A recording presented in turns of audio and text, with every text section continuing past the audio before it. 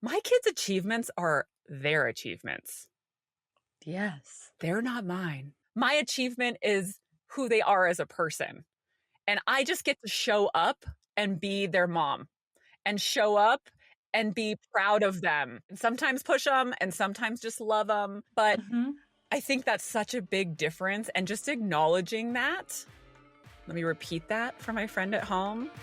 Their achievements are theirs, not yours. At least that's my belief.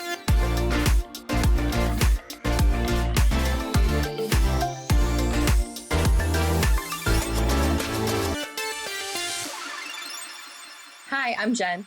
Hey, I'm Suzanne. Friend, welcome. Today we're talking about when you measure your worth by your kids' performance in their sports. Do we do that? I certainly have. do. And that was for the listener. I feel like friend listening, as well as most people I know, whether it's school, your kids walking for the first time. Oh, when did your kid walk? When did your kid talk? What college are they going to? When are they getting married? Have they had a kid yet? Like, it's just all that comparison game. But today we are going to talk about sports. So growing up as someone who played sports for a long time competitively through college, I was excited for the experience of being the parent to kids that played sports. Because in my mind, it was like, oh my gosh, they get to experience like the highs with me, and it's just going to be amazing. I'm so excited. And that didn't quite happen. It took my kiddos a little while to find their way in sports, and it was a really hard time for me. I mean, you and I have talked about it, and it's not something I really particularly want to admit. And I know I've like talked to my kids about it, but when they weren't doing well, when they weren't starting, when they made mistakes, it was like crushing for me. I was like, oh my gosh. And in some ways I was like frustrated on their behalf. Like, what's this coach doing? And just getting super emotional and like, why aren't they starting? And they get in the car. And as we've talked about car conversations, you're just like, oh my gosh, what about this and this? And you're putting other kids down. And there was so much emotion connected with their performance. So when did this start? Because I know for me, it literally started in like, I don't know if they call it K-League anymore, but like T-ball, like those OG, like they're barely old enough to play sports, like where you're like checking the registration and you're like, okay, they're 4, let's go. Yes. It wasn't as intense. Yes. But now looking back, it definitely started then, which is, yes. I mean, yeah. Okay. And on top of that, and I think that's what's so scary is if we trace it back to, like you said, K-League, when, you know, the kids are running around, most of them start with soccer, right? And they all like run around and some play and some cry. And like we had an experience with all of that. And then you always have that kid that just like rips and is like dribbling through everyone. Everybody. And I found myself being like, oh man, I wish that was my kid.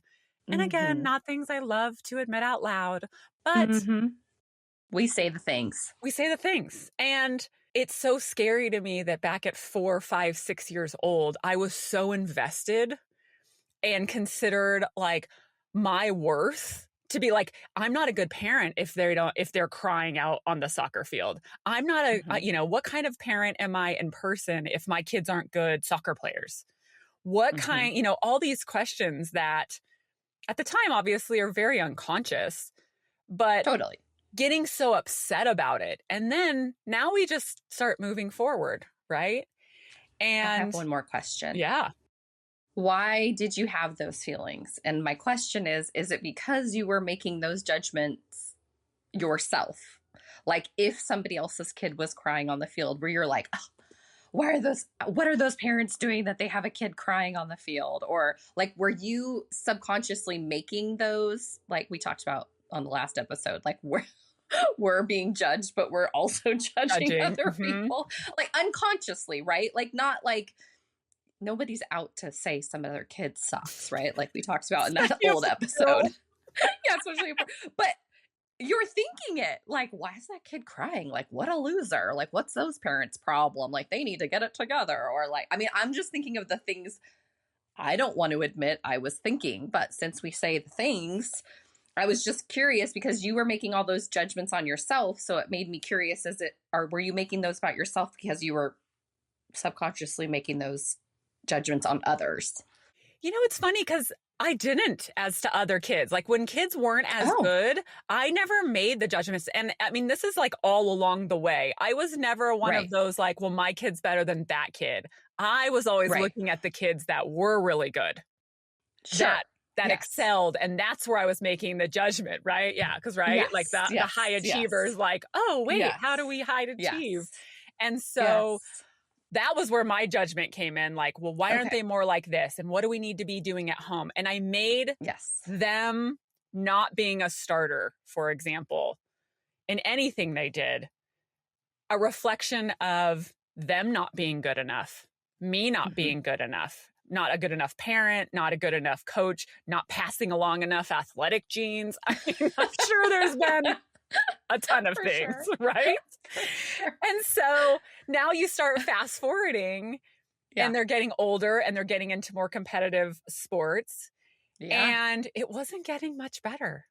It was, and in terms of like, they weren't necessarily starting all the time and they were trying new sports and that were not necessarily like their jam. But I'm, at the same time, there's that other mom in me that's like, hey, try new things. Like, this is what you do. You see what you like, you see what you excel at. So it's like those two personalities or those two like competing inside of me of the caring caretaker, right? That wants them to do well and try new things. And then my own issues with failure, telling them on, one out of one side of my mouth, oh, failure is just part of the process. And then watching that. And then also what's interesting, right? I don't know if you just caught that because I'm sure with your little smirk right now, I can tell you did, which is if you're not starting, you're a failure. Right? Yeah. Ding, ding, ding. Like that is a Suzanne still working through that myself. And even in our new businesses, like if I'm not making $5 million, then I'm a failure. You're a loser. Yeah, like it comes. But it is who I am. Like I can't have shame about it. I keep talking about it, so hopefully, and it has gotten better.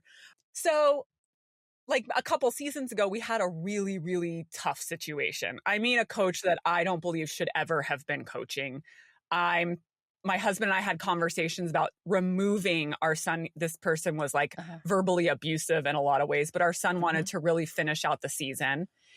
And we were like, okay, fine. But that season was awful. I mean, we were constantly talking to our son about, his value and it not being judged by other people and that all he can do is put in the work. He can't control the outcome.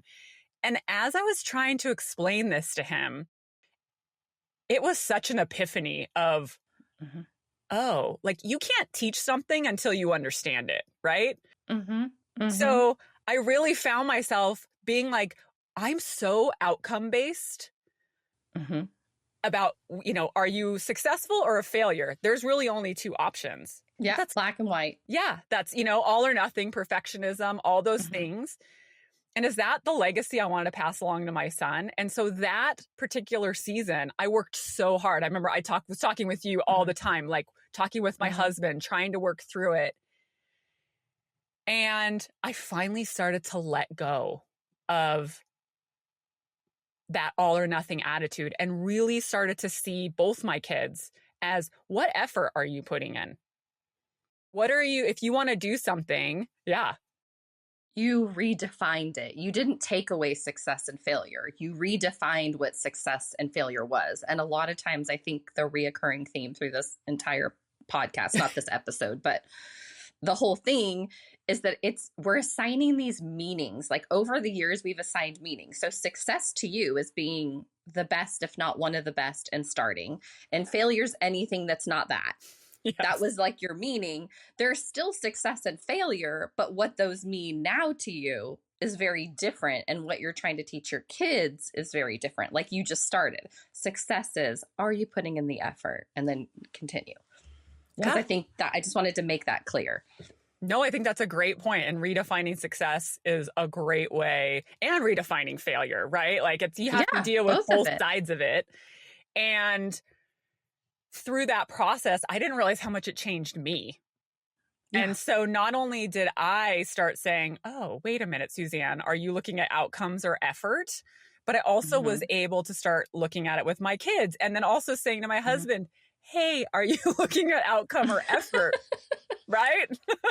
Yeah. Elbow, elbow. Still Little working on perspective that. shift. Yeah. Aren't we all? And and ironically, and I don't know, ironically is not maybe the right word, but as I continue to learn, is the more I've let things go, Mm-hmm. the universe, God, whatever's out there, seems Mm-hmm. to respond in kind. So, right, I let it go, and Mm-hmm. what happens? The Mm-hmm. kid takes off in sports, Mm-hmm. right? Because Mm-hmm. now he's focused, I think, on, or more focused on the input and not the output, right? He's focused Exactly. on his effort. He's not looking for everyone else's opinion. And does it mean Validation. validation? Exactly, right? Yeah.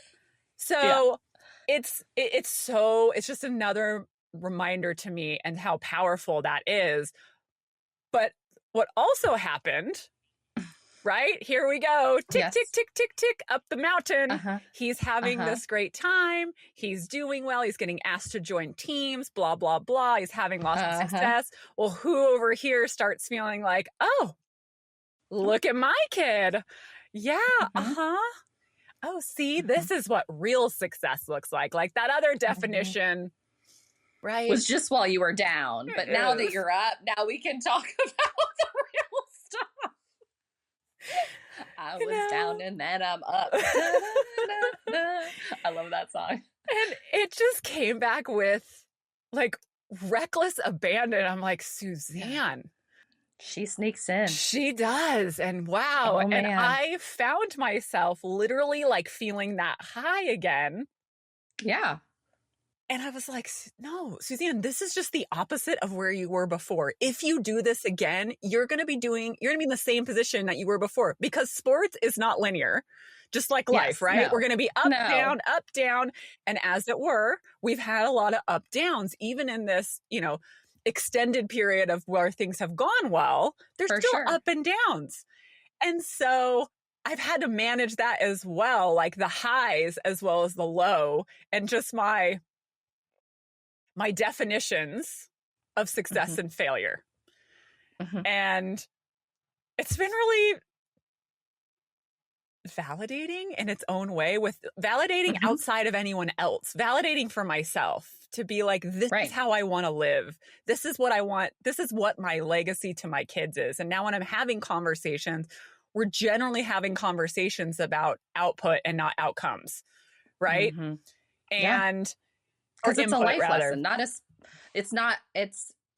output too. Like, Yeah. what are you putting in and what are you giving, right? Like, Yes. how somebody else judges that is irrelevant. Yes. Like, yes, it matters to some extent, but then the next conversation is like, well, now you have to be somewhere where they value your worth. Yes. Yes. Right. And then, but that's the next level, right? But you can't do that if you're seeking validation all the time, because you're so busy. We know this very well. This is why I'm speaking to it. You're so busy seeking validation that you're like tunnel vision. Like, you're not looking at anything else. You're not looking that like the coach is toxic.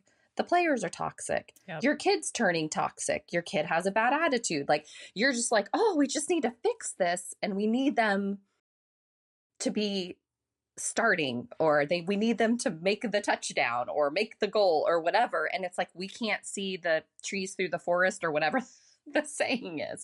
And it happens, like, you don't set out to do it. It just sort of creeps in. Well, so I love this. And I think too, this was the kind of like the second piece of it was, my kids' achievements are their achievements. Yes. They're not mine. And let me No. tell you, that's a relatively new concept for me. I felt as a player that my achievements were my parents as much as they were mine. And to an extent, of course they are. Like, they've been involved, they take you to practice, like, yeah, but ultimately, my achievement is who they are as a person. And I just get to show up and be their mom and show up and be proud of them. Exactly. And sometimes push them and sometimes just love them. But I think that's such a big difference. And just acknowledging that, let me repeat that for my friend at home. Their achievements are theirs, not yours. At least that's my belief. You are a supporting character. Yes. You are not the main character in their journey. Yes. You are not co-leads. You are not, like, I think that's been such a huge thing in all aspects of life, but I touched on it a little bit when we did my youth sports one in the beginning of the podcast. Yeah. Because I literally was doing the same thing. I'm like, oh, like we aren't doing anything. I'm supplying the money, the time, the drive, the Ubering, the support. That's my job. How she shows up, how much effort she puts in, if she practices beyond the practice, like all of those things, nothing to do with me. And the key is to me that I feel so much better. I don't go to their sporting events now and live and die with the way, either whether they're starting or not, the way they played. Sure, do I still want things for them, or do I still we're their mom? Exactly, like, or do I sometimes think things where I'm like, this coach is an idiot. What is he doing? You know, but then I manage it myself, and we get in the car, and if he wants to talk about it, we talk about it. Otherwise, we're moving on, and then eventually, you know, we'll generally it will come up in something. But my nervous system has relaxed so much. I used to get so like tight going to any sort of sporting event because I was so worried about how they were gonna perform. Sometimes we have excited when car issues.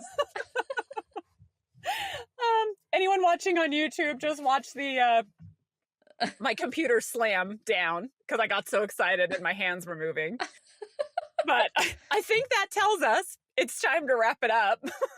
Yes. Yeah. Well, the one thing I was going to say is it goes back to that other episode about releasing responsibility. You had acquired a responsibility to be in charge of all those things, to be the athlete, to be like, I don't even know what you were actually accomplishing. I think you were trying to control it, but like that was taking up a lot of extra time, and it's not your responsibility. Making them happy. That was what was for me. Okay. That's the underlying people pleaser. Yeah. Yeah. I love it. So what were your key takeaways?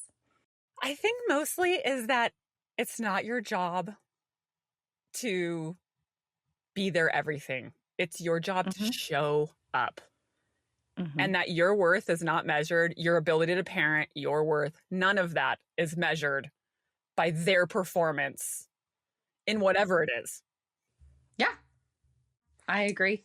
It's your job just to show up. Yep. So, listener at home, have you ever measured your worth by your child's performance, whether it be in sport or activities or grades? I think there's so many places that we do this. And that's it for today. I hope you enjoyed my story. See you next time. Same place, same sisterhood. Bye.